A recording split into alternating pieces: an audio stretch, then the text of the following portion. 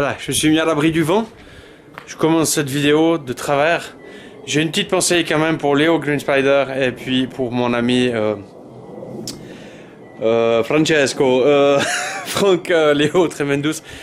Et puis bien sûr un tout petit coucou à Steffi Bushcraft pour la bonne et simple raison que je me suis mis à l'abri parce que ça souffle, sinon vous m'entendriez pas. Voilà, juste pour dire, j'ai bâclé cette vidéo parce que j'y voulais pas faire long. Alors, des fois, je pense à vous, parce que c'est vrai que c'est difficile de traiter des sujets sans endormir les gens et de faire vite, vite, vite. Alors, je m'excuse déjà, c'est un peu à l'arrache, mais c'est fait avec le cœur.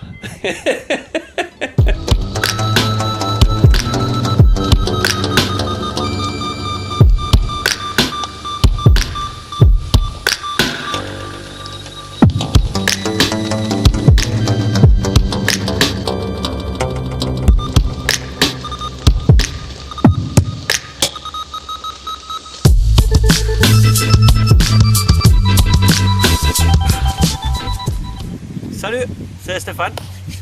Voilà, je suis content de vous retrouver. J'ai passé l'après-midi dans le coin avec les enfants là, à pister un peu. On a suivi 2-3 traces, c'était rigolo. Thomas maintenant sait reconnaître les traces des vaches.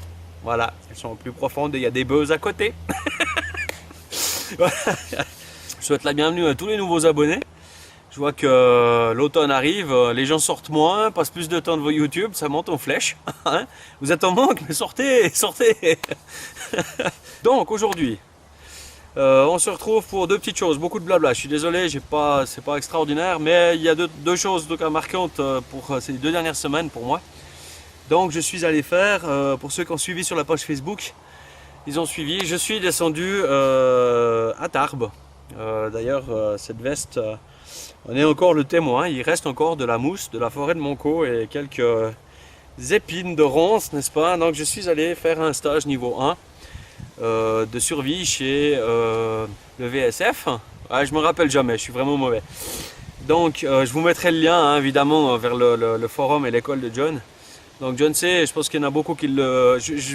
j'appellerai pas son nom, ça s'appelle Svedachka, c'est bon, je me suis fait, mais John... Voilà, j'appellerai pas son nom. Je suis désolé. Xodor. Voilà, Xodor. C'est bon. Le coffre, je ne le ferai pas. Et toute son équipe, s'il ne faut pas les oublier, vraiment une super équipe. Je ne fais pas l'apologie d'une école ou d'une autre. Je suis allé faire un stage dans celle-ci parce que le concept et tout l'environnement qu'il y a autour me plaisait. Voilà. C'était quelque chose très proche de la nature. C'était vraiment le truc qui me bottait. Et puis donc j'ai fait ce choix pour aller me tester moi, pour voir un peu par rapport à tout ce que j'ai acquis presque en 1 année maintenant, hein, parce que je crois que la première vidéo doit avoir à peu près 1 année, il me semble, voilà, que j'ai fait avec vous, enfin pour vous, en tatouillant, voilà. Donc je suis allé voir un peu ce que je valais vis-à-vis de ça, parce que je trouvais que ça valait la peine, voilà. Donc c'était intéressant, c'était très intéressant, on se retrouve un petit peu devant d'autres stress, d'autres choses, d'autres trucs, voilà. Simple exemple à la con, un exercice de groupe pour allumer le feu avec un fire steel, chose que je fais quasiment à chaque sortie, ben là j'ai merdé. Voilà, ça n'a pas marché à tous les coups, c'était plus difficile. Il y a un peu de stress, il y a un peu d'environnement, il y a un peu 3 jours dehors, donc sans confort, sans rien, le confort diminue au fur et à mesure, un peu de pression en voyant les autres, enfin beaucoup de choses très intéressantes. C'est vraiment pas, je crois que c'est quelque chose qui vaut la peine d'être vécu, c'est une expérience humaine avec un groupe très hétéroclite, avec des gens de différentes, et même des qui avaient juste gagné un concours, donc qui étaient là vraiment pour venir voir un peu, mais très bien équipés. Voilà, c'était vraiment très intéressant. Si vous avez l'occasion d'essayer ça, juste pour voir, si vous êtes proche de la nature, vous allez aimer les valeurs simples et les choses simples. Dans une école où on est très bien encadré, donc on avait quand même 4 personnes, plus John, donc ça fait 5 pour 13. Donc je trouve que c'est plus que correct, on n'est là jamais laissé seul, on n'est jamais à l'abandon, on n'est jamais... c'est bien, c'était très bien. Voilà, ça c'est mon ressenti, je vous le donne comme je l'ai vécu, vous en faites ce que vous voulez, mais je recommande, voilà. Autre chose, voilà, je vais passer maintenant à un petit sujet qui me tient un peu à cœur. Je vous avais parlé déjà une fois de mon bon vieux couteau suisse. Donc ce bon vieux couteau, c'était le Victorinox rucksack. Donc c'est un Victorinox. Certains peut-être connaissent déjà. Donc c'est un petit couteau de 111 mm de chez Victorinox qui a ses avantages, ses inconvénients, mais sa lame est déjà bloquée. Vous avez avec la scie qui a fait ses preuves déjà plus d'une fois, hein, qui est largement valable.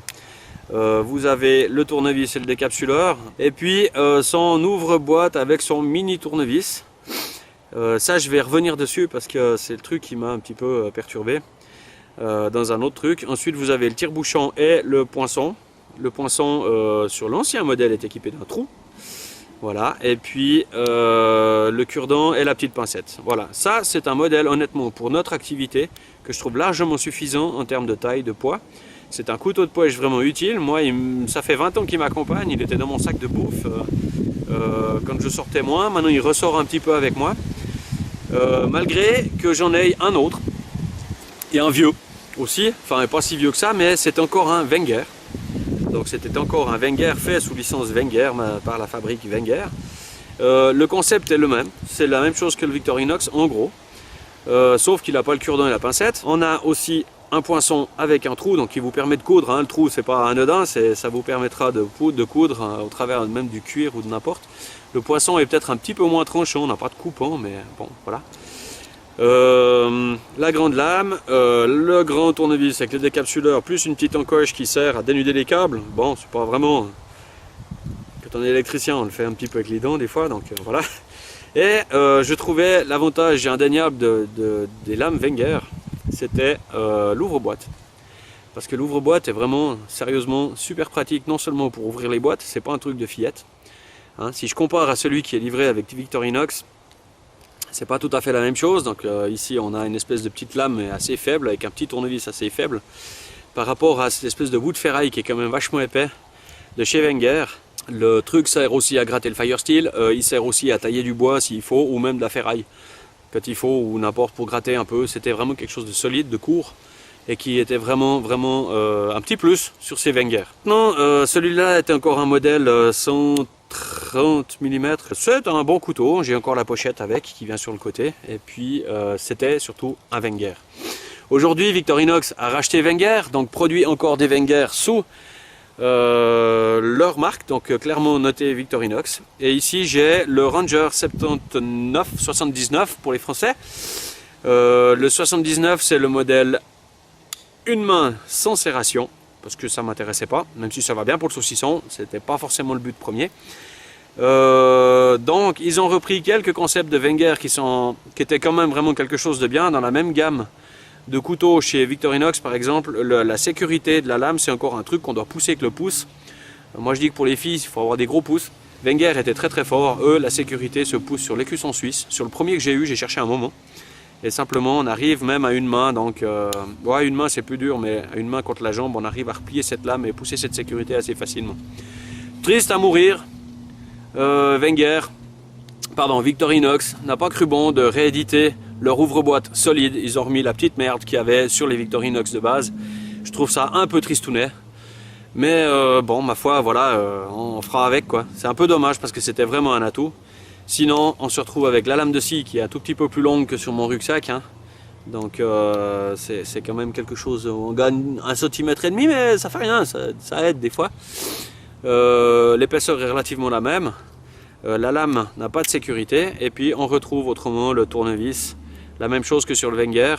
Et ce modèle-là a un petit plus, c'est le grip qui on verra à l'usage, mais comme ça, vue d'avion, c'est un petit truc sympa quoi. Voilà, je crois pas que ça fasse l'atout complet du couteau, mais au moins ça permet d'avoir peut-être quelque chose qui glisse un peu moins dans la poche. Voilà, ça, le prix, quelque chose comme 45 €, j'en sais rien. Je vais le prendre en sortie avec moi maintenant. C'est pas que je vais mettre le vieux au rencard, hein, parce que je l'aime bien. Celui-là sera plutôt pour quand je sors, je l'ai sorti. On a été se faire une bouffe il n'y a pas longtemps, on a un truc ripaille, cochonaille et tout. J'étais très content d'avoir mon couteau parce que ceux qui livrent dans les restaurants, des fois ça coupe pas du tout. Je l'ai toujours avec moi. Voilà. Donc, pour les nuances, ceux qui posaient la question de temps en temps, concernant ces couteaux suisses, Wenger a été racheté par Victorinox, ne produit plus sous la marque Wenger, produit sous la marque Victorinox et font des couteaux, malheureusement, ou pour des gains d'argent à mon avis, ils ont simplement reproduit, pas gardé le meilleur du Wenger ou pas tout le meilleur du Wenger pour remplacer par leur chenille Victorinox. Voilà. J'avais rien de plus aujourd'hui, c'était quand même juste pour vous faire coucou, souhaiter la bienvenue à tout le monde. Oui, j'ai un ou deux projets, on verra comment ça se présente. J'ai surtout avec les jours qui diminuent de moins en moins de temps parce que il est clair que le soir, ben voilà, il fait vite nuit. Les week-ends, ça passe vite. Là, on va bien sûr se retrouver à commencer à faire du patinage, du ski, du machin avec les gamins. Alors, je me réjouis surtout, c'est qu'il neige parce que là, cet environnement humide. Allez vous entraîner à faire un feu dehors. Je pense que vous verrez Julien qui était en bivouac là avec Simon. Salut les gars. Ce week-end, je pense qu'ils en ont bavé un petit peu. Moi, je suis allé m'entraîner hier, donc je suis sorti pluie brouillard. J'ai mis quelques photos sur Facebook. J'ai pas galéré, mais il faut vraiment prendre le temps de préparer son truc. C'est un peu plus difficile. Il faut vraiment prendre le temps de préparer son truc. N'oubliez pas que l'automne, c'est une des plus belles saisons de l'année, même si on croit que c'est un peu plus difficile. Dès le moment où on bouge, on n'a pas froid. Alors profitez de sortir, allez voir ces belles couleurs, suivez les traces des animaux qui sortent, qui rentrent des forêts. Aujourd'hui, on a vu des traces en plus des vaches, on a quand même vu des traces de sangliers, donc c'est sympa. Puis je suis à la recherche d'un autre emplacement. En fait, je scrute un peu toutes les petites forêts alentours parce que j'ai l'abri, on y va encore de temps en temps, mais il n'est pas fini, il n'est pas tout à fait comme je voulais, il est un peu court pour moi, il va bien pour les enfants, puis les enfants viennent moins souvent que ça avec moi, donc j'ai l'intention de construire un tchoum quelque part. J'aimerais bien faire ça. Donc si c'est pas cet hiver, ça sera pour le printemps. Mais je prospecte un peu les forêts alentours pour trouver un endroit assez dégagé, pas trop fréquenté, pour pouvoir faire quelque chose comme ça, pourquoi pas. Surtout avec du noisetier, parce qu'il faut des belles baguettes au départ. Donc bien choisir son emplacement pour avoir la matière première. Et puis je pense que ce sera un sujet qui va passer. Voilà. J'ai encore un ou deux sujets qui traînent au fond du sac. Ça viendra gentiment. Mon bon vieux pépère là. Je crois qu'après chaque sortie, j'y fais une modification, je lui recoue un truc, j'y remets un truc. Il va de mieux en mieux, il est top.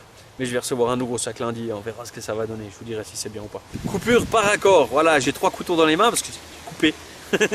J'étais en train de partir dans un délire. Donc, voilà, j'aime pas trop les vidéos matos, mais enfin au moins je suis dehors, on a pris l'air comme il faut aujourd'hui. J'espère que vous aurez compris un petit peu les nouvelles différences qu'il y a entre ces Victorinox et ces anciens Wenger, malheureusement. Disparu quand même pour un ou deux petits détails. Je vous dis portez-vous bien, prenez soin de vous, habillez-vous chaudement mais sortez, faites-vous plaisir et à tout bientôt.